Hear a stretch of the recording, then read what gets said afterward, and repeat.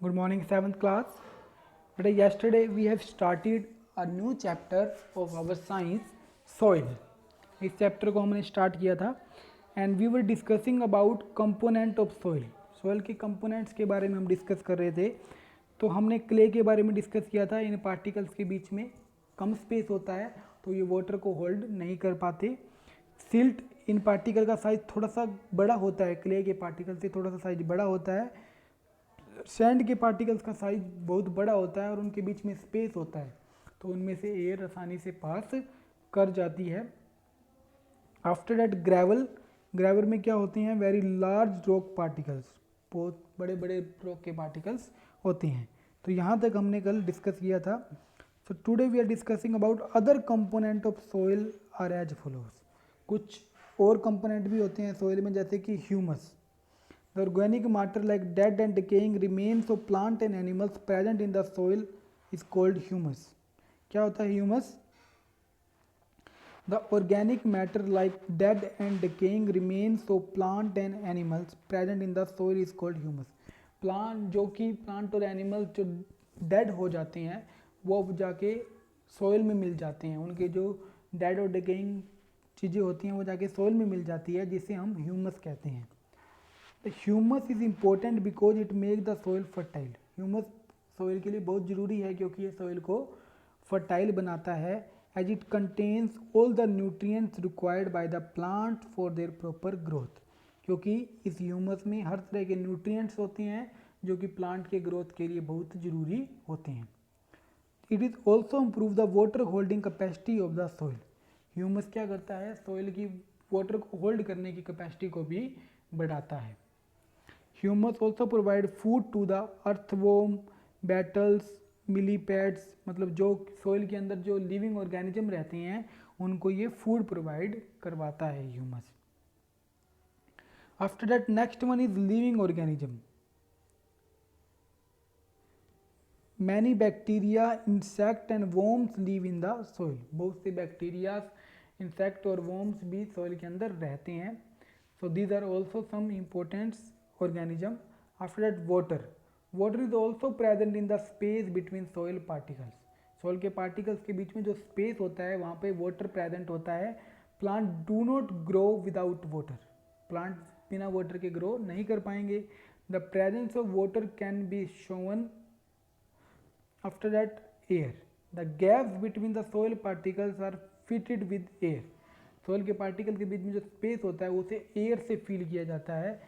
Soil organism use air for respiration. Soil organism क्या करते हैं?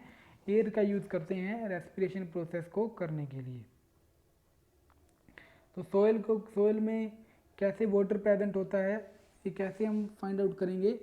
टेक सम एक्टिविटी में क्या करना है? Take some soil in a beaker. एक बीकर में हमको थोड़ी सी सोयल लेनी है. Pour water over it. उसके अंदर वाटर को डालना है. सोयल को एक बीकर के अंदर हमको सोयल लेनी है, उसके अंदर वाटर को डालना है. Observe carefully. Do you see some air bubbles in the water coming out of the soil.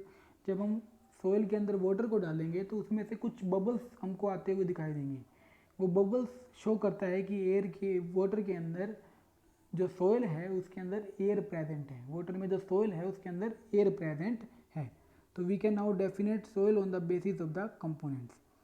Yes, soil is a natural occurring loose covering of broken rocks, particles and humus on the earth's surface which is capable of supporting life. हमारी life को support करती है soil, क्योंकि soil से ही agriculture possible है और agriculture से ही हमें हमारे फूड मिल सकता है. तो सॉइल हमारी लाइफ को सपोर्ट करती है.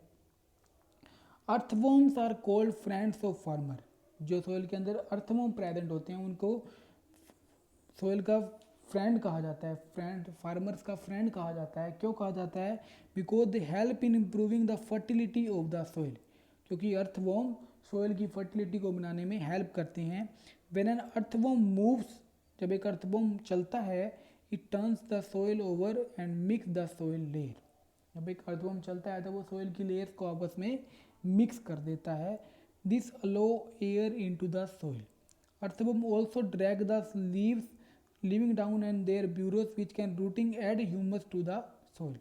जो अर्थवर्म है जो लीव्स में रहते हैं या फिर अपने ब्यूरो पे रहते हैं, तो वो सॉइल के अंदर ह्यूमस भी ऐड कर देते हैं। The waste are usually their dead and bodies are also increase the soil fertility. जो सॉइल के अंदर अर्थवर्म रहते हैं वो अपना वेस्ट मटेरियल बाहर निकालते हैं, तो उनके शरीर से जो वेस्ट मटेरियल बाहर निकालता है वो सॉइल की फर्टिलिटी को बढ़ाता है। तो इसलिए अर्थवर्म को फार्मर्स का फ्रेंड कहा जाता है, क्योंकि ये सॉइल के लिए बहुत हेल्पफुल होता है। After that check points match the column soil. Soil क्या है? Natural habitat for many plants and animals. बहुत से प्लांट्स और एनिमल्स का नेचुरल हैबिटेट है, बहुत से प्लांट्स और एनिमल्स में सर्वाइव कर सकते हैं। ह्यूमस अभी हमने पढ़ा कि dead and decaying organic matter present in the soil. Soil के अंदर जो डेड और डिकेइंग ऑर्गेनिज्म प्रेजेंट होते हैं उनमें ह्यूमस होता है। अर्थवर्म, अर्थवर्म क्या है? फ्रेंड्स ऑफ फार्मर, फार्मर के फ्रेंड्स हैं। बी होरिजन, बी ओरिजिन क्या होता है? लाइट होता है कलर में। हमने पढ़ा था कल कि ए ओरिजिन डार्क होता है कलर में और बी ओरिजिन लाइट होता है कलर में। B horizon light in colour. After that A horizon, A horizon में ह्यूमस ज़्यादा होता है, rich in humus. A horizon rich in humus. After that give one word for the following. One word में answer देना है। Dead and rotting remains of plants and animals. Plants और animals का जो डेड और डिकेइंग प्लांट्स और animals का जो वेस्ट मटेरियल होता है उसे हम क्या बोलते हैं? ह्यूमस। डेड और remains of plants and animals. Parent rock, parent rock क्या है? बेड रॉक को कहा जाता है पेरेंट रॉक। बेड रॉक क्या है? एक पेरेंट रॉक है। Third one, the darkest layer of the soil. Soil की सबसे डार्केस्ट लेयर कौन सी होती है? Top soil. An organism that live in soil. कोई किसी भी एक ऑर्गेनिज्म का नाम बताना है जो कि सोइल में रहता है, तो हम अर्थवर्म का नाम ले सकते हैं, earthworm. Breaking down of small particles by the action of water and wind. Water और वाइंड की हेल्प से छोटे छोटे पार्टिकल्स में ब्रेक हो जाना रॉक का, उसे हम क्या कहते हैं? Weathering. Breaking down of small particles by the action of water and wind. Water और वाइंड की वजह से रॉक का छोटे छोटे पार्टिकल्स में डिवाइड हो जाना, ब्रेक हो जाना, उसे हम वेदरिंग कहते हैं। After that type of soils. Soils के टाइप्स की बात करूं तो based on the property of various particles present in the soil, soils can be broadly classified into Sandy soil, clayey soil और लोमी सॉइल। सॉइल तीन types की होती हैं पार्टिकल्स के साइज के according, Sandy soil, clayey soil और loamy soil. सबसे पहले क्या है? Sandy soil. इस तरह की जो हमारी सॉइल होती है उसे हम सैंडी सॉइल कहते हैं। This soil mainly contain large size sand particles. इसमें क्या होते हैं? लार्ज साइज के सैंड के पार्टिकल्स होते हैं। क्ले एंड सिल्ट में भी प्रेजेंट इन ट्रेसिस। इसमें क्ले और सिल्ट भी प्रेजेंट होता है, लेकिन जो सैंड होती है वो मैक्सिमम अमाउंट में इसमें प्रेजेंट होती है। तो हमने पहले भी पढ़ा, the space between sand particles is quite large. Sand के जो पार्टिकल्स होते हैं उनके बीच में स्पेस ज़्यादा होता है। This is filled up with air, ये एयर से भरे होते हैं। तो sandy soil is therefore well aerated, ये काफ़ी वेल इरेटेड होती है, मतलब कि इसमें से वाटर जो है वो आसानी से पास कर जाता है। Due to large space between the sand particle the water drains out quickly. Water आसानी से इसमें से पास कर जाता है। Because of this sandy soil can not hold much water, क्योंकि इनमें से वाटर पास कर जाता है तो ये वाटर को होल्ड करके नहीं रख सकती। Sandy soil therefore tends to be light and dry. Sandy soil इसलिए लाइट और बहुत ही सूखी होती है। This is a disadvantage of sandy soil. Sandy soil can be ploughed easily. इसको आसानी से हम इसको आसानी से हम हल चला सकते हैं, सैंडी सोइल पे आसानी से इसको जोत सकते हैं।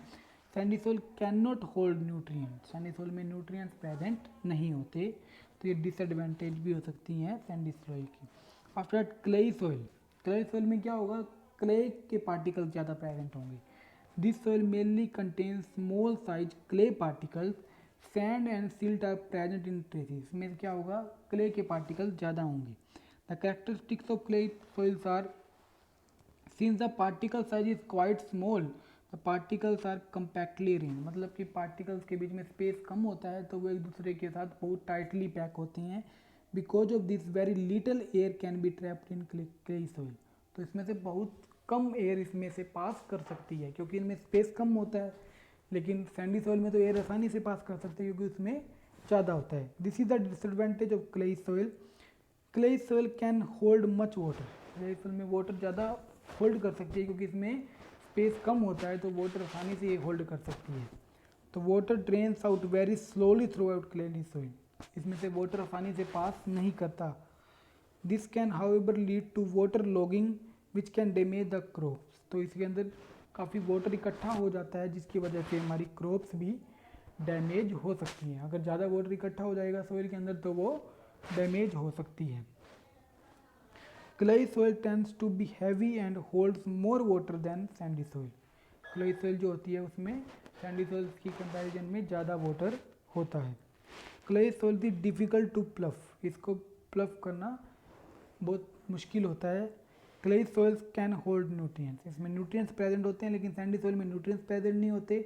सैंडी सॉइल को प्लफ इजीली कर सकते हैं लेकिन क्लेई सॉइल को प्लफ इजीली नहीं किया जा सकता। So this is the clayey soil. After that third one is loamy soil.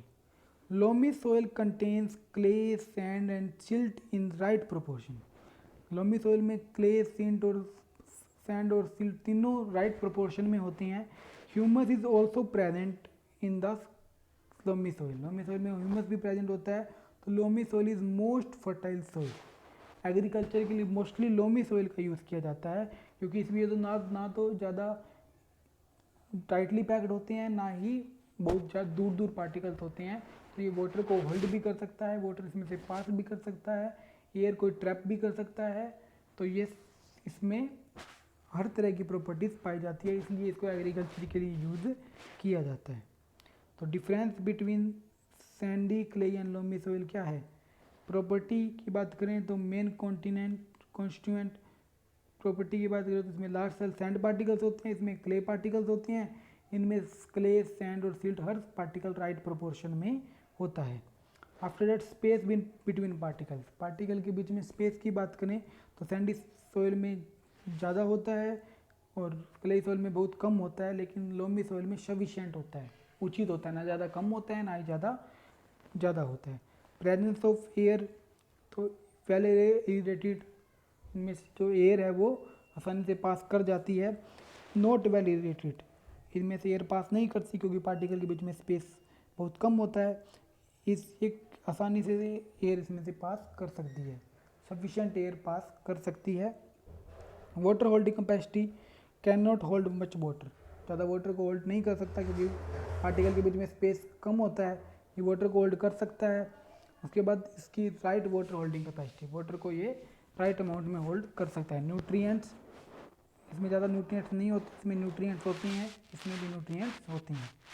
Ploughing की बात करें, प्लोइंग की बात करें तो ईजी टू प्लोफ, इसको ईजी से प्लफिंग की जा सकती है, इसको नहीं की जा सकती, इसको भी आसानी से प्लफिंग की जा सकती है।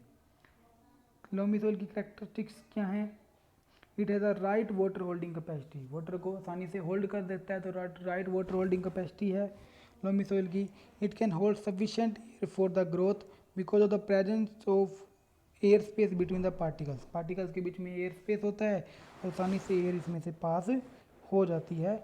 It can be ploughed easily, आसानी से इसको जोता जा सकता है, प्लफिंग की जा सकती है। It can hold necessary nutrients required for the growth of plant.